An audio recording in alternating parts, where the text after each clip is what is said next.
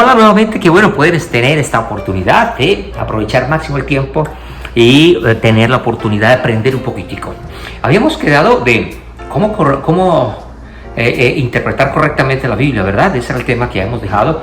Y dije que le iba a dar siete pautas para poder ayudarle a comprender la palabra de Dios e interpretarla correctamente.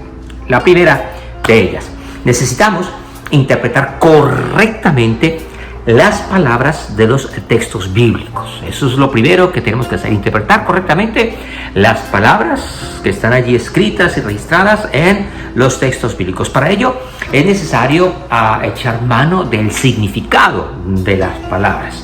Muchas personas no comprenden las palabras porque ignoran, por ejemplo, que la versión más conocida en Latinoamérica, por ejemplo, la que más usamos nosotros es la versión Reina Valera, castellano o español de 1960. Esa es la más popular, la más masificada, y hay unas palabras allí que se utilizaban en el antiguo español y hay palabras que ya nosotros no usamos, hay palabras que nosotros en nuestro lenguaje no tenemos.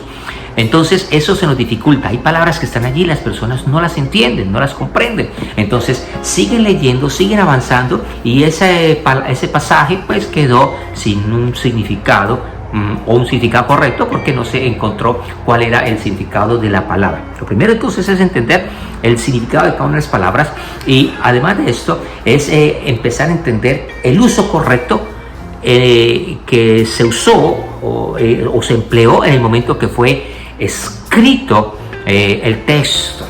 De esto vamos a profundizar un momentico en otros próximos videos porque eso es muy importante. Ahora, ¿qué quiero decir?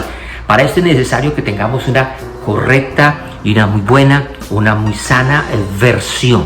Recuerda que en el video anterior le dije que no hay varias Biblias, no, hay una sola Biblia que es la palabra de Dios.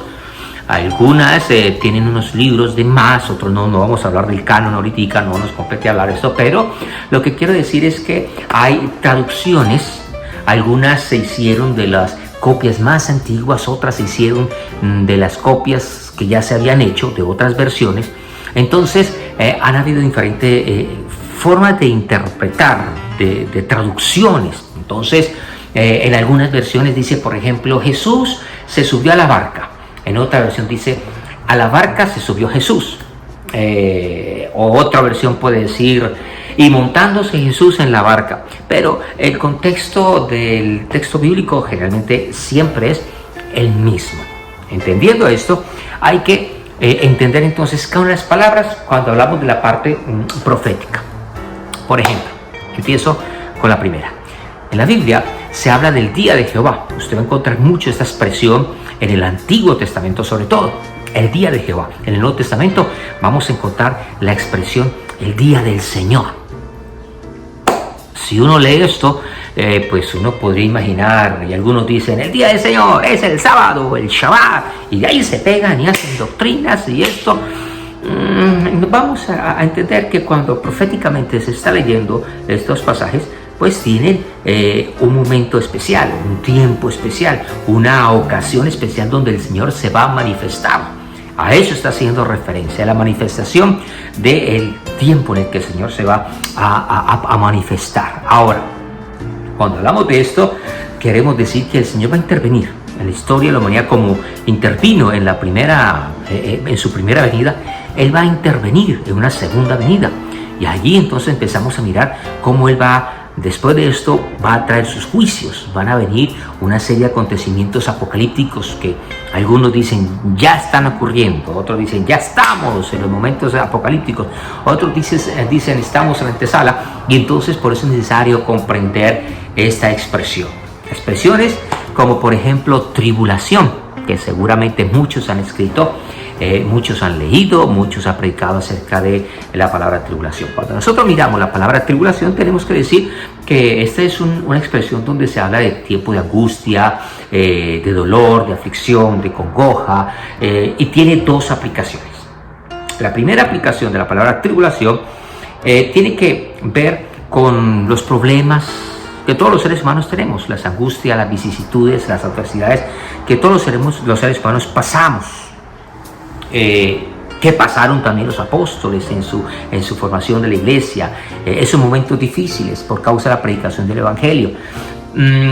Cuando nosotros miramos en la primera carta de Pedro, por ejemplo, él nos muestra cómo los apóstoles van a pasar por ese tiempo de adversidad, de dificultad, de persecución, es la palabra que utiliza el apóstol Pedro en el momento de la primera venida de Cristo, por causa de su primera venida. En Apocalipsis, entonces, también se escribe o se habla del tiempo de la persecución en el momento de antes de la segunda venida y aún posterior de la segunda venida, ese tiempo difícil. Sin embargo, en algunos textos la palabra tribulación no está hablando de las pruebas que los seres humanos tenemos o las adversidades, no está hablando del momento de la dificultad de los apóstoles, sino que se está refiriendo a la tribulación, a la máxima, un periodo específico, algo que es algo contundente. Mateo capítulo 24 hace referencia acerca de ese tiempo difícil que no se ha vivido en ningún momento de la historia todavía, pero que se va a vivir. Entonces mire usted cómo las palabras y esos términos empiezan poco a poco a tener una relevancia, importancia según el texto que está hablando. Cuando hablamos de la palabra semana, nosotros nos imaginamos de lunes a viernes, a sábado o a domingo, perdón. Otros toman de domingo a lunes y hay diferencia de cómo interpretar semanas. Los judíos también tienen su efecto. Y cuando uno lee escatológicamente, pues ahí hay que saber también leer las semanas. Porque, por ejemplo, en Daniel se utiliza la palabra semanas, y para nosotros serían 7 días. Sin embargo, lo que está interpretando Daniel, que es la palabra hebrea Shavua que está allí, no está hablando de un periodo de 7 días, sino de un periodo de más tiempo. Entonces estamos hablando de heptadas, estamos hablando de periodos más complejos, y ese no es el propósito de este video, pero es necesario empezar a diferenciar acerca de estas palabras. Lo mismo pasa con la palabra reino, y rey también tiene una aplicación escatológica muy importante, y de eso hay que saber entender. La palabra iglesia, la palabra Israel y la palabra gentil, que son 3 tipos de pueblos muy importantes que hay que saberlos diferenciar escatológicamente, porque hay cosas que son específicas para el pueblo de Israel como tal, hay cosas muy específicas para el pueblo gentil. Entendemos como gentil aquellas naciones totalmente diferentes a Israel. Todas las demás naciones son gentiles, pero ahora aparece un nuevo pueblo que es la iglesia, la esposa, la princesa, la novia, y esa iglesia está conformada tanto por judíos como gentiles que han creído en el Señor, que han aceptado a Jesucristo como el Señor y Salvador, y ahora entonces nos encontramos con un pueblo. Y tenemos que diferenciar entonces, cuando estamos leyendo en la Biblia, si son promesas, si son palabras, demandas o exigencias, o para Israel, o para el pueblo gentil, o para la iglesia. Y ahí hay grandes problemas, porque hay muchos que están queriendo poner en la iglesia, por ejemplo, las leyes, los estatutos, los días de descanso, fiestas, Pesha, celebraciones que son para el pueblo judío específicamente, pero ahora se la quieren achantar a la iglesia. Decimos en Colombia achantar, aplicar, imponer a la iglesia, cuando no es así. Entonces hay que saber leer, hay que saber interpretar para quién va el texto. Cuando hablamos de Jerusalén, cuando hablamos del monte de Sión, también es algo específico en la escatología. Palabras, por ejemplo, el templo también juega un papel fundamental, y el tribunal.